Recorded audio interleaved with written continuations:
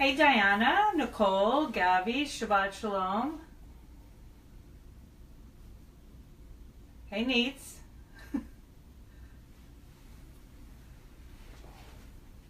Shabbat Shalom, Diana. Hey Sissy.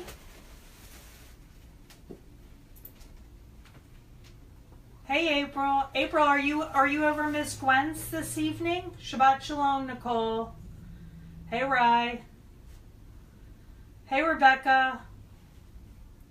Hey Gabby. Shabbat Shalom, Gabby.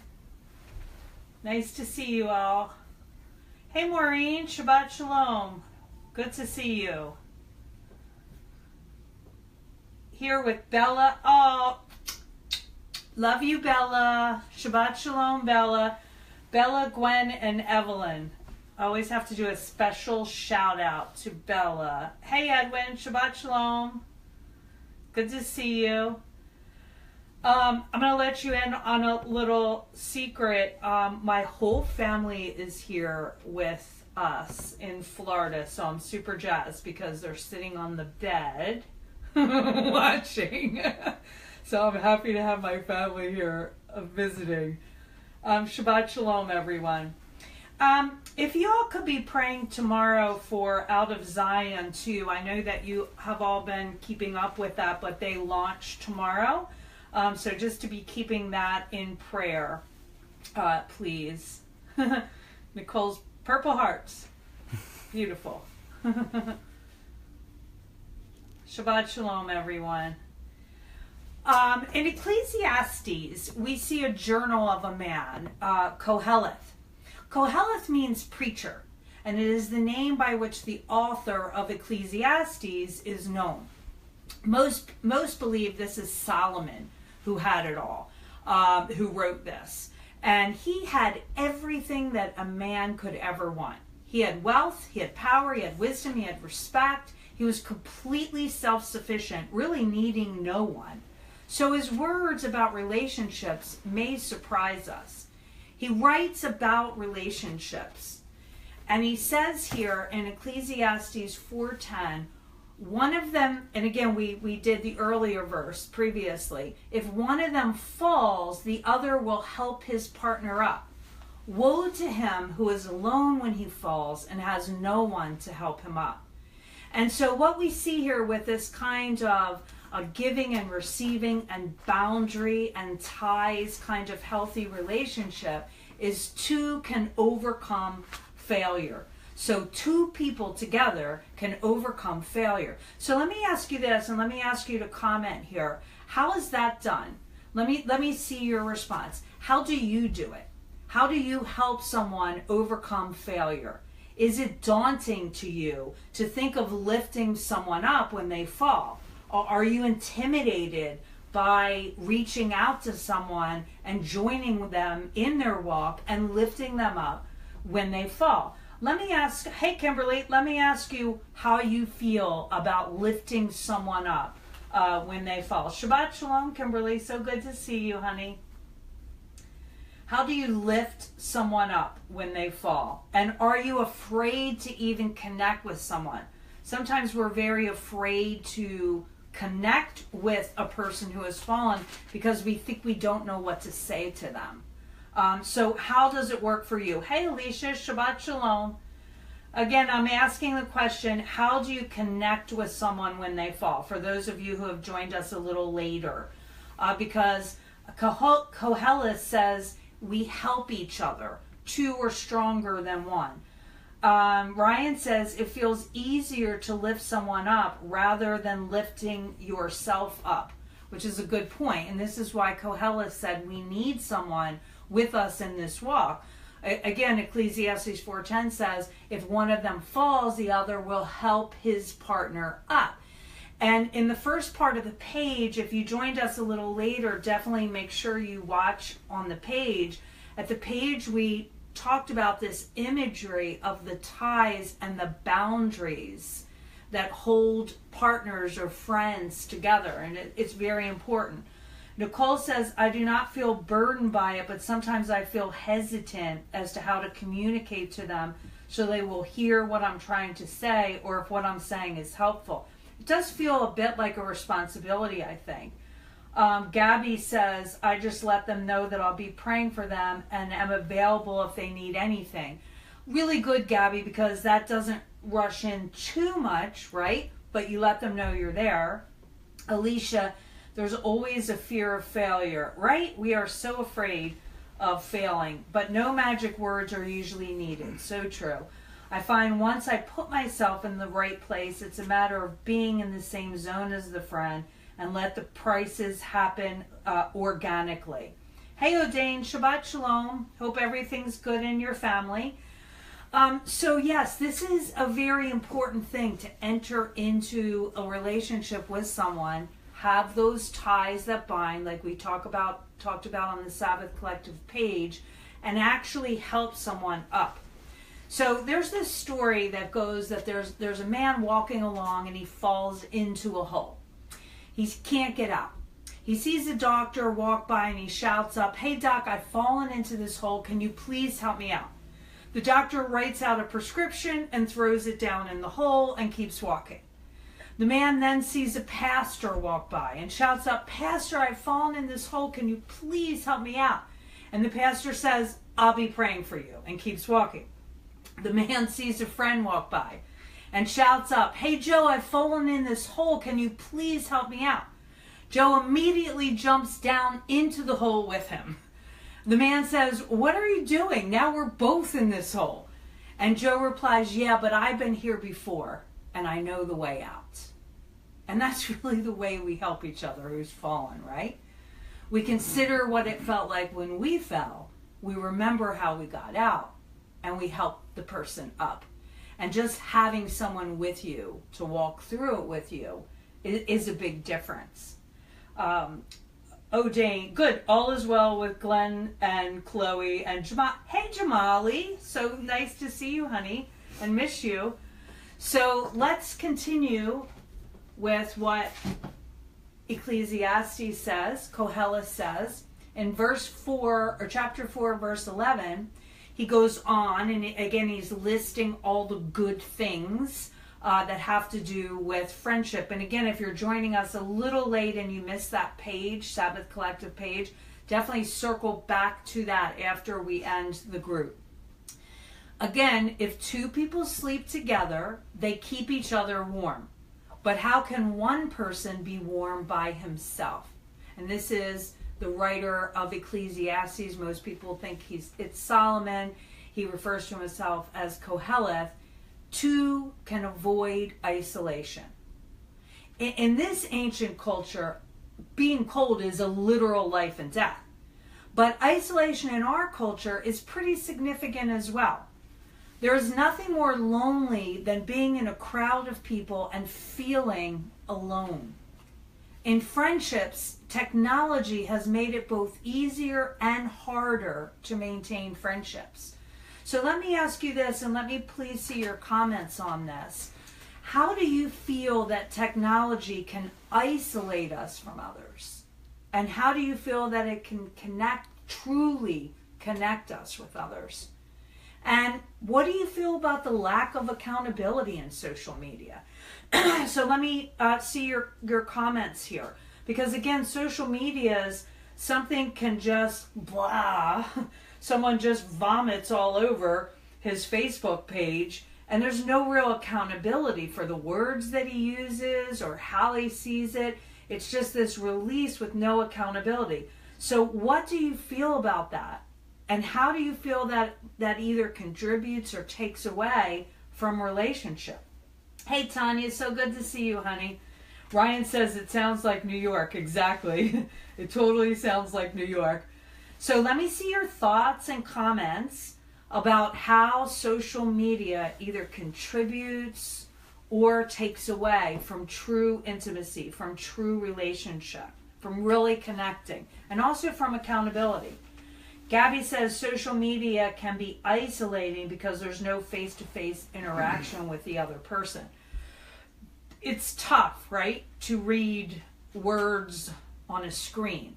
And unless we really can picture the person saying what we're reading, sometimes there's a good chance of misunderstanding one another there, right? which is why oftentimes it takes us 3 times explaining ourselves. A lot of times, even if I'm texting and that happens, I'll stop the conversation and says, you know what, let's just do this by phone. Because I feel like there's too many areas that we can miss each other here. Hey, Kasha and Jamie, so good to see you both. And we're all praying for tomorrow, you guys. We already talked through that earlier. We're praying for an amazing day for Out of Zion lunch tomorrow. My sister says, I love what's happening right now through this video. Us too, sissy. Us too. So what do you feel? How do you feel about social media? Rebecca says, I know that social media can be quite isolating, but I have found that it connects me to people that I've known that would otherwise would be too far to keep in contact due to distance. Really good point, right? I see people's pictures like Stephanie Taliaferra, Stephanie and Todd, who I love them. I love their family. And when I see their little children on Facebook, I'm just amazed. I'm watching their kids grow up and I feel this little connection. And I see Stephanie's smile on her daughter and Todd's smile on their son, and it warms my heart. So there is this kind of connection that we wouldn't otherwise have. Diana is saying it takes away from being present in the moments that are meaningful. Right, because we can cheapen those moments sometimes when we think we're connected because we read about them on Facebook, right? Alicia says you don't have to look into this is good. You don't have to look into the faces of the people you help or hurt, which I think psychologically removes the connection. And this is that accountability issue we're talking about. For connection, I think it's good for just getting face-to-face online. So it serves a good purpose, but you don't really get that deeper accountability and connection, right, on Facebook, I think. And also, I feel like we get a little bit dulled. I've actually read where people will just kind of blurt out, I don't know if I can live this life anymore, and you don't really know how to take that, right? And so there's this sense like, I don't know what's real when I read something on social media. So we need to be very careful with how we relate to one another, and just know this, it is not a replacement for looking in someone's face. There can be a connection and also a disconnection in the lack of intimacy and real vulnerability and accountability, which is the foundation of friendship. So continuing on with this, Ecclesiastes 4:12, it says, moreover, an attacker may defeat someone who is alone, but 2 can resist him. So 2 can provide protection, right? And the image of this with 2 is that they're actually fighting back to back. So let me ask you this. Have you ever heard of someone who wakes up one day and looks in the mirror and says, today I'm going to commit adultery? It really never happens like that. I've been counseling for 35 years. I have never seen it go down that way. It's always a process. And when we're in relationship with people, we recognize warning signs in the journey. If we're truly connected and we have those ties or those boundaries that we talked about on the page that hold us in together. We're responsible for them and they're responsible for us. And when we fight back to back, there are no weakened, vulnerable areas. When we're alone, we excuse our own weaknesses. We call them personality quirks, and we neglect to deal with them. We know what we were thinking, so we rationalize our behavior. But friends call out those shenanigans, right? They hold us accountable. They challenge why we do things. And they get to the matters of the heart. And when we have a friend that's fighting with us in that way, we are protected. Ecclesiastes 10:8, this is just one of my all-time favorite verses. It says, he who digs a pit may fall into it. He who breaks through a wall may be bitten by a snake. Okay, now we understand that you can fall into a pit and you can be bitten by a snake. But I want you to really notice the language here. It says he who digs a pit can fall into it. He who breaks through a wall may be bitten by a snake. Look at this verse. It's simply saying we sometimes are the creator of our own troubles by our own hands. We're tearing down the walls, we're digging the pit. And then we're wondering why we get bit by a snake. But isolation enables that trouble. A friend will say, yo, what's up with tearing down the wall? What's up with digging the pit? Friendship resists the isolation that allows that to happen in our life. Psalm 19, 8 and 9. Before I read that verse, I'm going to take a look at some more comments. Ryan says, I know that I have been able to become more loving via digital living because it's also easier to love due to the same anonymity. But, well, that's interesting. So you can be more vulnerable. I think that's what Ryan is probably suggesting, that we can actually be more vulnerable. And if we're nervous or shy, it's easier to do that. So again, friendship resists that insulation and its protection. It's why we all need to be known. Again, go back to that page and watch the Sabbath Collective page. Psalm 19, 8 through 9 says this: the Torah of Adonai is perfect, restoring the inner person. The instruction of Adonai is sure, making wise the thoughtless. The precepts of Adonai are right, and that's the word I want to focus on in a bit, rejoicing the heart. And the mitzvah of Adonai is pure, enlightening the eyes. It says here, the precepts of Adonai are right. That's the Hebrew word yashar, and it means straight. It means just. And it can refer to both physical and ethical applications. They are an edge of which we measure our lives by. So in other words, the Word of God is right. It's just. It's an edge by which we measure our lives by. Not compared to other people, but out of what the Word of God says.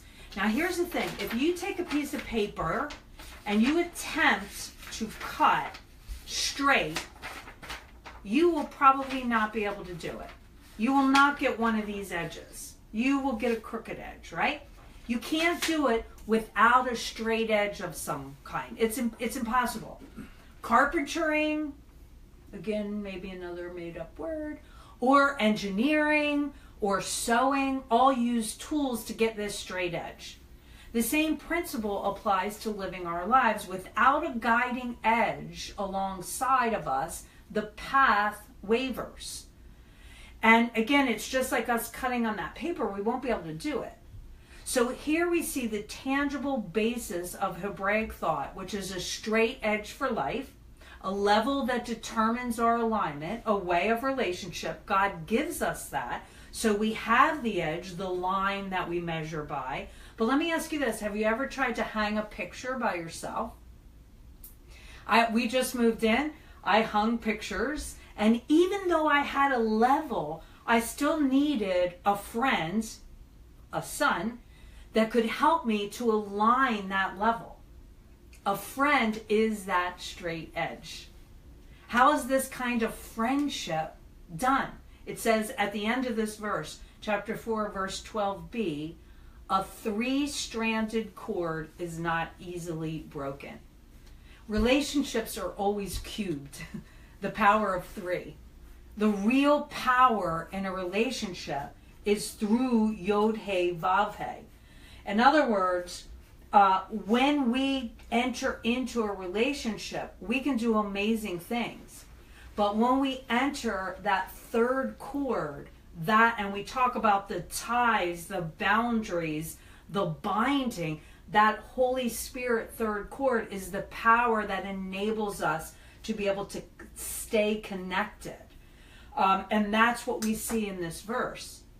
When we acquire a friend, we are invested in the relationship. We are bound by ties of boundaries and obligation. Again, good words, not bad words. John 15, 12 through 14. Jesus says, this is my command, that you keep on loving each other, just as I loved you. No one has greater love than a person who lays down his life for his friends. You are my friends if you do what I command you. How countercultural is this kind of friendship? To literally lay down your life for the other. To fight back to back. To watch over, ra'ah, the Hebrew word, to watch over and have an obligation and an investment in that friend. There's a true story told about an incident in World War I. A soldier who was fighting discovered that his friend had been wounded and had fallen between the trenches out in no man's land. Turning to his commanding officer, he asked, "Sir, may I go get him?" And the officer replied, "No one can survive out there. I would just lose you too." But ignoring the officer's command, he dashed from the safety of the trench to try to save his friends. With his friend on his shoulder, but now himself mortally wounded, he staggered back to where the other soldiers were and fell back into the trenches. The friend, they discovered, was now dead. And the officer yelled, "You fool! I told you not to go. Now I've lost both of you. It wasn't worth it." With his dying breath, the brave soldier replied, "But sir, it was worth it. It was worth it, sir, because when I got to him, he said, 'Jim, I knew you'd come.'" Acquire a friend. Shabbat Shalom.